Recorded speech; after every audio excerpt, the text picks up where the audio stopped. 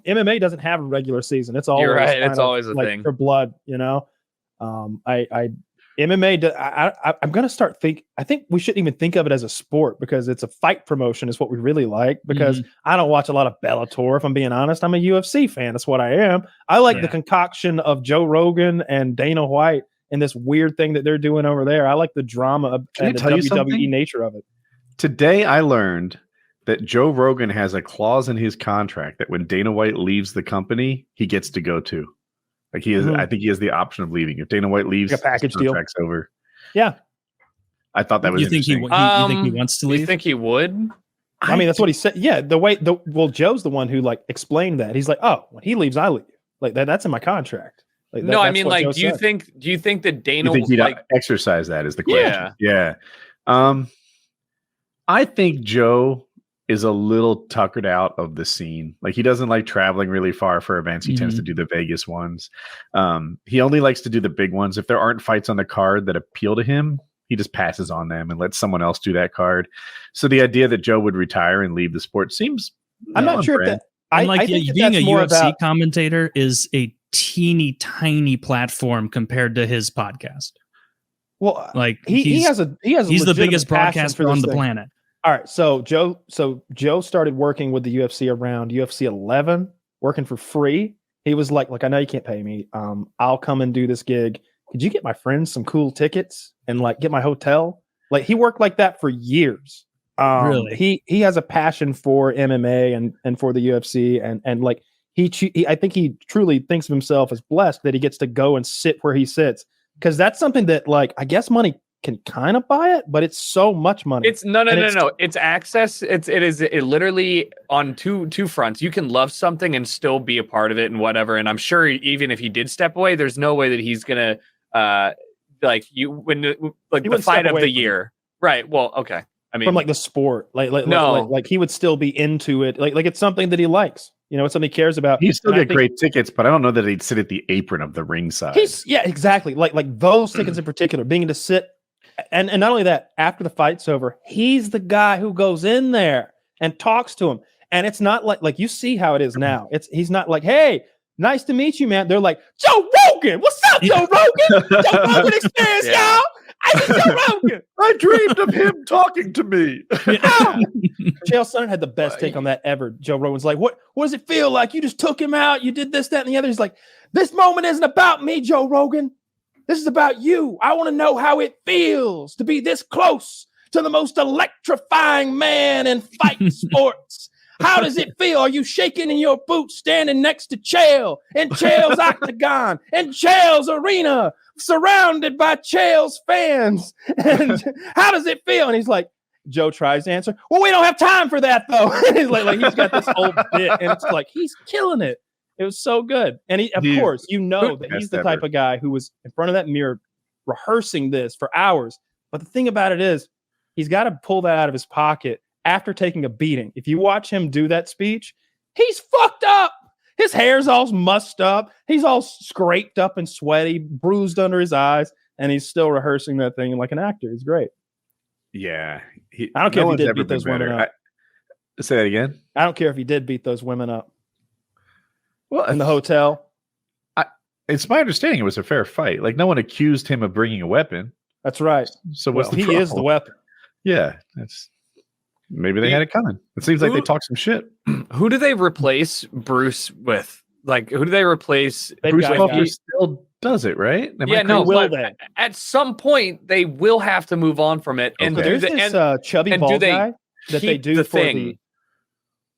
So there's a chubby bald guy that does his gig when he's not there. Tremendous voice. Like he'll hit it. You won't even miss him. You honestly won't. He doesn't do a little dance or anything and wear silly suits, but his voice is so strong. Whenever he's doing the fight night cards or whenever they're in Europe, that guy, I always think about that. I'm like, they offered to fly Bruce Buffer to Europe and he said no for some reason, but he never does. He always goes to the European cards. But if they're in like some shithole part of the world that they're experimenting on some fight night card, here comes that chubby bald guy. Hello, fight fans.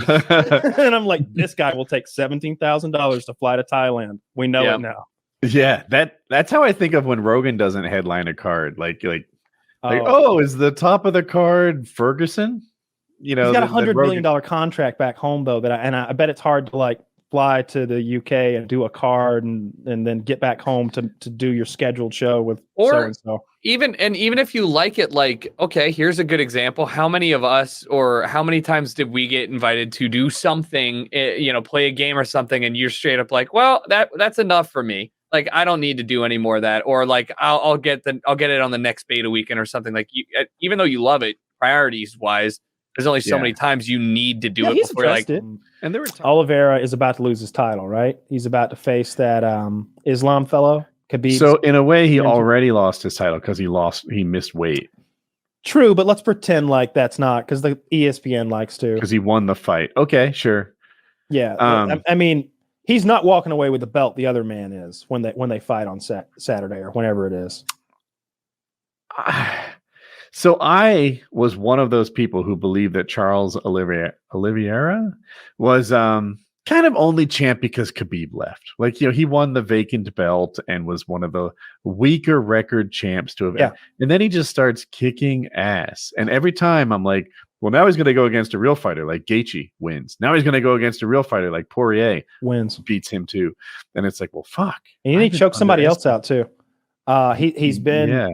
He takes so much damage when he fights. Like he gets knocked down by punches in every one of those fights, and then he gets back up and knocks them down and either TKOs them or chokes them the fuck out. And it's like, this is such a reckless style that a guy like Islam, who's gonna wrestle fuck him and smash him, it just seems so easy for him to beat this guy. I don't know what the odds are, what the line is or whatever, but I would happily bet even money if somebody wanted to that Islam is going to take that belt, like 100% in my opinion. I just can't imagine it going the other way. How good is his opponent? Because I mixed his opponent up with the other dude with the bad mouth, the Chimaev. Yeah, this is Khabib's boy. This is the one that Khabib has been screaming, like give my guy a chance. Put him in there. Your belt is fake. Put him in there. Like he's been like chanting this guy's name forever. So this is his about boy. to find out. When is the fight? It's soon, right? Oh, I get them mixed up sometimes, the multiple cards, but he's 22-1. Islam is. It's October 22nd. So, a month away. Yeah. Not as soon as I thought. Dude, you know the fight I'm looking forward to? Jake Paul versus Anderson Silva. I think it might be. KOs him. Anderson Silva, I shook that man's hands at a PUBG event when we played together. Such a nice guy, but they felt like, when you just like, you're like, man, I don't know if you got it in you, like the fight in you anymore because you fought so much kind of feel. But also, Jake, like, I don't know. Like, it's Have you seen Jake in person? I've seen Jake fight, and I'm like, not paid, by the way, of course, but like, is it going to be an interesting fight for sure? But I don't think that's going to be the bastion of good fights in general. No, I was curious if you possibly like met both of them at one time. And like, I have met Jake, but like in 2016. Yeah. He's a lot bigger now. Yeah, I know. I met Logan around the same time, and he was very big. I don't know which one of them is bigger in real life, but Logan is a big dude. I'm sure he's bigger now. They're both on fucking steroids and like working with professional trainers, right? So they're fucking huge. I think he KOs Anderson. I think Anderson's old and way past his prime, and I think that Jake has plenty of power, and Anderson likes to get cute. Like he's done it so many times. He's gonna get caught eventually, round after round after round. He's gonna get caught, and I feel like it's just as likely that he gets knocked down 3 times in a row and the ref stops it. That's just as likely. Not talking about you necessarily, but people, I think, misinterpret the way Anderson Silva gets cute. So here's the score for those of you who don't watch a lot of fighting. He's a counterpuncher, right? So what he does is he sits there, he waits for you to throw, which opens up a window for him to, your defense is gone, and he takes advantage of that. He's a counterpuncher. He loves to do that. So how does he not look like a boring chump while waiting for you to move, right? How does he make I'm in a situation where my style of fighting requires you to throw punches at me. How do I get that to happen?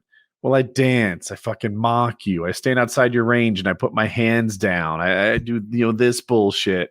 That's how I convince the judges and the audience that I'm not just standing here waiting for you to make mistakes. I despised Anderson Silva throughout. As long as I was a fan, I've always hated Anderson Silva. I've always thought, I can't remember which fight it was, but I just remember knowing that I had wasted money to pay for Anderson Silva to dance. And I think it was the fight where Dana even said it afterwards. He's like, that was horse shit. That was Damian horse Maia, shit. maybe. It was so bad. And that like poisoned him in my mind. And then you had Chael out there like talking so much shit. And Chael went out, beat him 5 fucking rounds in a row, and then 4. lost. Oh yeah, it happened in the 4th. I thought he went 5. He won 4 rounds and lost in the 5th. That's why I argued he only won 4. Yeah. Chael likes to say he won all 5. I he lost in the 5th, so he didn't win that one. Okay, I follow. Of course. Chael's like, this is he was winning the 5th, so he's like, listen, I won 4 rounds, he won 1. If I had any idea that had I tapped, I would have lost the fight, I wouldn't have done that. There's just a misunderstanding of the rules. Chael just lays it out there like he was up 4. He was up 4. Y'all call that? I'll tell you what. Y'all call that a fight when I go in there and I beat him up for 5 rounds in a row? The other guy wraps his legs around my neck for 30 seconds, and you say he's the winner? I don't think so. I'm the champion. And it's like, no, you just described how you lost. And then he buys a belt at the gift store in a casino and starts carrying it around like the champ. Didn't give a fuck, dude. All right, so when we had this substitute teacher when I was in middle school, this fucking loser. He brought his WWE championship belt to show us because he thought it was cool. And look, I wasn't the coolest 11-year-old in the school or anything, but I knew that this guy was a loser and he would always be a loser, and that there were probably no one there who was even close to as much of a loser as this guy was, because he was trying to impress 12-year-olds with his belt he bought off the internet. And I still think back on that as like perhaps the most pathetic, lamest thing I've ever actually seen happen, because he was like, yeah, and it was expensive, like maybe $1,200 or something. That to me at that age, it was mind-blowing money. That is still mind-blowing money for a WWE. It was expensive. Yeah, it's huge. Whatever it was expensive. Is that the one from 2000? Why are they so ugly though? Like, I don't understand. Every fighting belt, I'm like, gross. Like, what are we doing here? I remember his being cooler than that, but maybe it wasn't. But I do remember him bragging about it, and all of us being like, "See, you bought it?" Like, yeah. Like, told us how much. That's a lot of money. We're more impressed that you acquired so much money. Kind of surprised you'd waste it on that, though. Have you seen the modern UFC belt is kind of neat to me. I don't know. I don't know if Zach can find a picture of the modern UFC belts, but I like it a lot. Every time you beat someone, you get like their flag on your belt. Like you've taken that country too. You beat a Nigerian, you beat an American, you beat a Brazilian, and before long, you've got this like collection of I don't know, trophies on your belt from all the countries you've defeated. There was on the last Fight Night card, there were 2 bad cuts, and one of them in particular, you could see the artery. Skull. You could see his artery, his whole forehead area, like right here, is just blown up, and you could see the. Don't show the wound. I was afraid you were about to. It's so bad, but you can see like a bluish like blood artery thing that goes like north to south under this guy's fucking face, because his face exploded from a knee. And then that Asian guy took an elbow to the eyebrow. Ugh. And it cut his eyebrow in a way that is, you could throw a cigar in the gaping wound. Wound. It looks like one of them won their fight. So bad. Ugh. Which one won the fight? Was it the black guy or the Asian guy? I forget. They both. Well, they were in different fights. Right, like separate events, but I believe they both lost to TKO because of the cuts. I think the fights got ended. I know the Asian guy, like they ended that fight, like they stopped that fight. I think the black guy was a worse cut because he's the one you can see the blood, the artery or whatever it is. It's I'm probably wrong. Nasty. I was under the impression that some guy came back and won even with that cut. Maybe I'm wrong too. I didn't watch that fight. I didn't want to watch it because I think I got to the second round. The cut happens in the third on the Asian guy, and I was like, "Wait, what am I doing? I know what's coming. I don't want to see it." And I just turned it off. I didn't watch the fight because I'd already seen the cut, and it's so bad. Cuts don't bother me a ton. The broken leg, like Weidman had and created, like on either he was on both sides of that. That's rough. Step on it. when they break their leg and then they like put their weight on it because they don't know it's broken yet, and then it like folds underneath them like Laffy Taffy. Connor almost did that. Did Connor's bend? He did. He put a step back and it went like that, and then he was like, "Oh!" And he fell down. I've seen much worse bends. Like I think Weidman like full on like Laffy Taffy his fucking leg. Anderson too. I think Anderson's just bent anyway.